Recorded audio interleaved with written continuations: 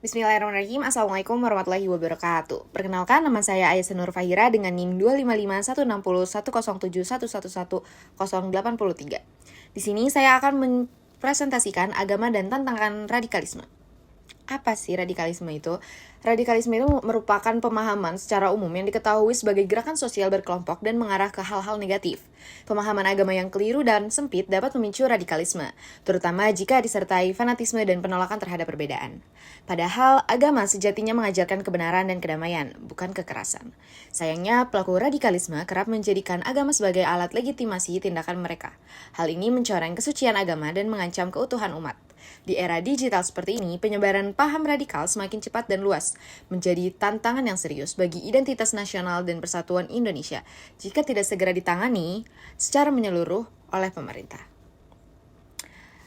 Terkandung dalam hadis yang berbunyi An Abi Hurairah radhiyallahu anhu qala nabiyyu inna dina yusru wa la yushadda dina ahadun illa alaih fasaddidu wa qaribu wa basyiru.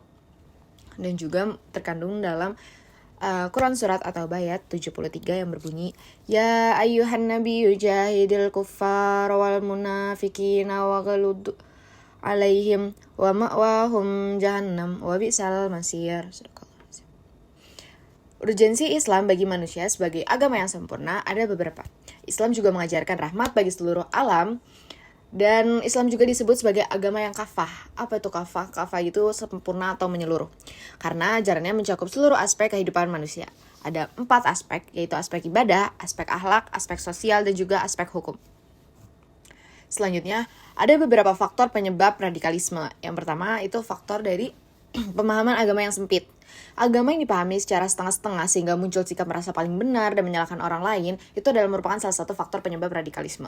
Juga ada faktor seperti ketidakadilan sosial dan ekonomi, krisis identitas pada generasi muda, pengaruh politik global, dan juga media sosial dan internet. Selanjutnya, Islam memerangi kekerasan dan ketidakmanusiaan. Seperti radikalisme itu merupakan penyimpangan, bukan cerminan Islam. Rasulullah SAW menekankan kelembutan dan kesabaran dalam berdakwah. Terorisme, pengeboman, dan bunuh diri itu dilarang karena melibatkan orang yang tidak bersalah. Nabi Muhammad SAW melarang membunuh anak-anak, perempuan, orang tua, bahkan merusak tanaman dalam peperangan. Islam juga melarang segala bentuk kekerasan yang tidak sesuai dengan nilai kasih sayang. Islam melarang segala bentuk kekerasan yang tidak sesuai dengan nilai kasih sayang. Hakikat Islam yaitu membangun perdamaian, keadilan, dan kasih sayang bagi seluruh umat. Selanjutnya, ada beberapa dampak dari radikalisme. Apa sih dampaknya? Yang pertama tentunya mengancam keamanan. Terorisme dan tindakan anarkis membuat keamanan dan stabilitas negara terancam. Dan juga tentunya dapat menanamkan kebencian dengan berbagai kelompok dan juga merasa superior atau menganggap lemah kelompok lain hingga menimbulkan kebencian antar masyarakat. Radikalisme juga dapat memecah belah masyarakat dan juga merusak moralitas.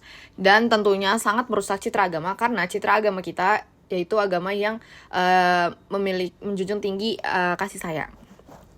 Selanjutnya, apa sih yang perlu kita lakukan atau strategi kita dalam menghadapi radikalisme? Tentunya yang pertama, pendidikan dan literasi. Kita sebagai mahasiswi, tentunya kita harus menanamkan nilai toleransi, kebinekaan, dan cinta tanah air sejak dini. Berbekal generasi muda dengan literasi digital agar tidak mudah terpengaruh hoaks atau propaganda radikal.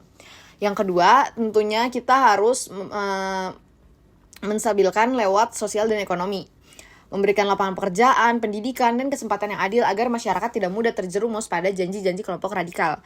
Dan juga kita harus berusaha untuk mengurangi kesenjangan sosial. Selanjutnya, yaitu dengan penguatan peran agama. Tentunya agama menjadi fondasi bagi setiap orang. Maka dari itu kita yang paham dan berusaha untuk terus mendalami nilai-nilai agama, kita harus bantu juga untuk menyebarkan pemahaman agama yang moderat dan menyejukkan supaya di sekeliling kita tidak tumbul-tumbul sifat-sifat yang akan memicu radikalisme. Melibatkan tokoh agama dalam memberikan dakwah yang damai serta meluruskan ajaran yang menyimpang. Yang terakhir yaitu penegakan hukum.